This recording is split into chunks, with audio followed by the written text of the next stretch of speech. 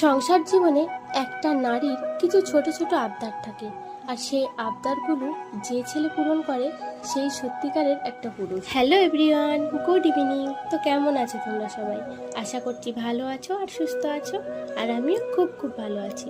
আমার একটা ছোট্ট মিনি ব্লগে তোমাদের জানাচ্ছি স্বাগত। আজকের ব্লগটা আমি শুরু করেছি বিকেলবেলা থেকে।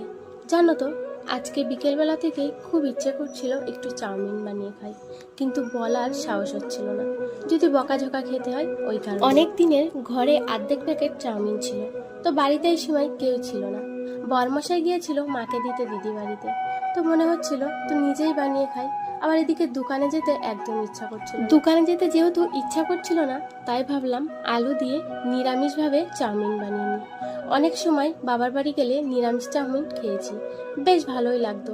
যেদিন যেদিন ওরা আমিষ খেত না, সেই দিনকে যদি চাউমিন খাওয়ার ইচ্ছা হতো, সেদিন ওরা আলু দিয়েই নিরামিষভাবে চাউমিন বানাতো। তো আমারও মনে হলো আজকে আমি আলু কেটে একটুখানি নিরামিষভাবে চাউমিন বানাই। তো যেমন ভাবনা তেমনই কাজ, তো ওইভাবে কিন্তু আমি চাউমিনটা বানিয়ে নিয়েছি। তারপরে মা আর মেয়ে মিলে খেয়েছি। আমার মেয়ে অবশ্য তখন খেয়েছিল। তো রাত্রেবেলায় তখন আর কোনো রকমের ভিডিও শ্যুট করা হয়েছিল না। রাতের খাবার দাবার শেষ করে ঘুমিয়ে পড়েছিলাম। তো সকালবেলায় ঘুমের থেকে উঠে পড়েছিলাম। আজকে আবার বড় মাসের বাড়িতে ছিল, আর আজকে ঘুমের থেকে উঠেছিলাম 6টার সময়। তো সকালবেলায় ঘুমের থেকে উঠে যে সমস্ত কাজবাজ থাকে সেগুলো তো আগে আমি কমপ্লিট করে নিয়েছি। সবার লাস্টে যখন বাসনগুলো আমার মাজা হয়ে যায়, সত্যি খুবই ভালো লাগে। তখন মনে মনে হয় যে এবারই আমার সংসারের কাজগুলো শেষ হলো। যতক্ষণ না পুরো কাজ কমপ্লিট হয় ততক্ষণ একদমই না ভালো লাগে না, আর খুবই তাড়াহুড়ো থাকে। তো ব্রাশটা করে নিয়েছি, এবার আমি মুখটাও ধুয়ে নিলাম। তা আজকে হঠাৎ করেই বাবা খেয়াল করেছে আমাদের চালের উপর একটা চাল কুমড়ো হয়েছে।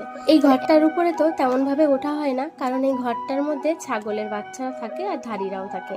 তো ঘরটা তেমন একটা মজবুত না, তাই আমরা ঠিকও পাইনি। তো চাল কুমড়োটা না এক পাশটা সাদা হয়ে গিয়েছে, মানে পেকে গিয়েছে। তবু কচি আছে, তাই আমি বীজগুলো সব ছাড়িয়ে দিলাম, নয়তো টক টক লাগবে। এমনিও হালকা একটু হয়তো টক লাগবে, তো সেটা খেতে ভালোই লাগবে। কিন্তু পেকে গেলে না বীজ শুদ্ধ একদমই রান্না করা যায় না, তাই আমি বীজগুলো সব ছাড়িয়ে ফেলেছি।